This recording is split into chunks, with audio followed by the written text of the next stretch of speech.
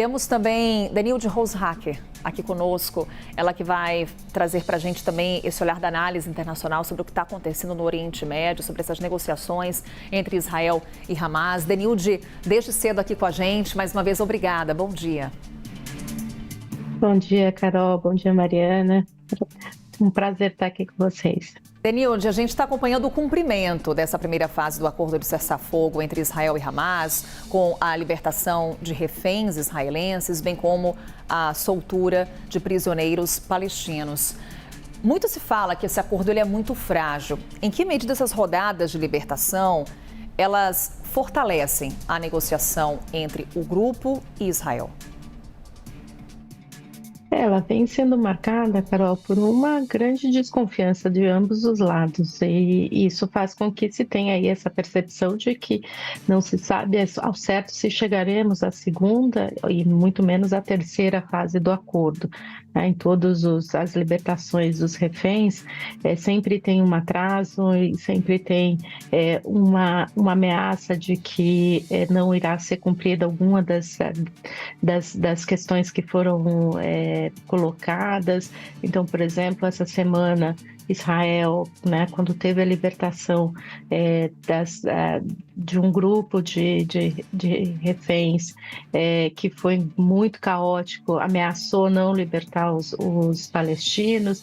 Então, a gente ainda tem muitas dúvidas sobre o processo com relação a outras partes do acordo, como o acesso à ajuda humanitária, que já está entrando na faixa de Gaza, qual vai ser, de fato, a capacidade dos israelenses e também dos palestinos de conseguir estabelecer um padrão nesse processo de libertação dos reféns. A gente está vendo aí uma das libertações de maior comoção, porque envolve a família de uma pessoa, toda a família. Não se sabe ao certo o que aconteceu com as crianças e nem com a esposa do refém que foi libertado. Então, tudo isso cria essa sensação de que a qualquer momento pode-se ter um reverso nesse processo.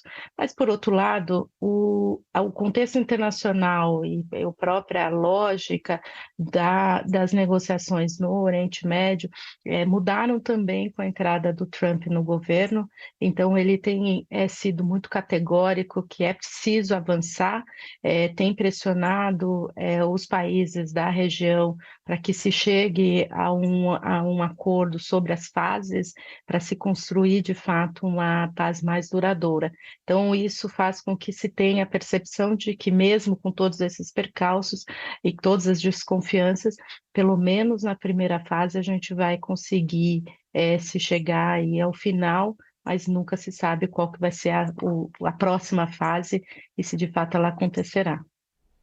Professora, bom dia. A gente acompanha agora, como você disse, essa primeira fase do cessar-fogo, mas a gente também já começa a olhar para fases mais avançadas. A gente sabe que esse é um acordo que vai incluir 3 fases, mas como você mesma disse, é um desafio completar essa primeira etapa.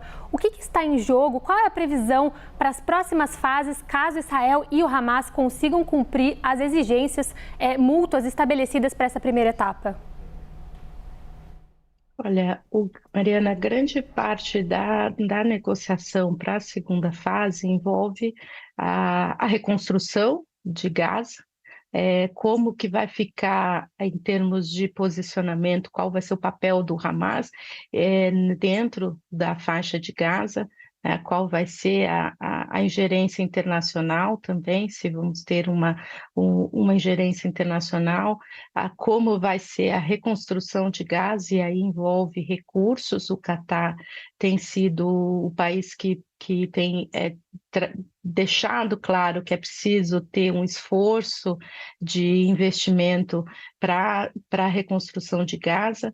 Envolve entender a questão dos palestinos e como que eles também vão ficar nesse território, mas também os palestinos que vivem em outras partes, né? E tanto a questão da Jordânia quanto no Egito. Então, você tem um tabuleiro de negociação para as próximas fases, aumenta a complexidade, e toda negociação que tem um alto grau de desconfiança, isso gera sempre mais dificuldade de conseguir, de fato, se estabelecer não só o que vai ser essas próximas fases, mas também que elas serão cumpridas. Então, acho que esse é um dos principais desafios nesse processo. O posicionamento interno em Israel também é uma questão importante. Há uma pressão muito forte no governo Netanyahu, não só para a libertação dos reféns, mas também para investigações por que aconteceu o atentado em 7 de outubro, então isso também pressiona. Pesquisas mostram que mais de 90% da população israelense quer uma investigação para entender quais foram as falhas que aconteceram. Isso gera também uma pressão no governo.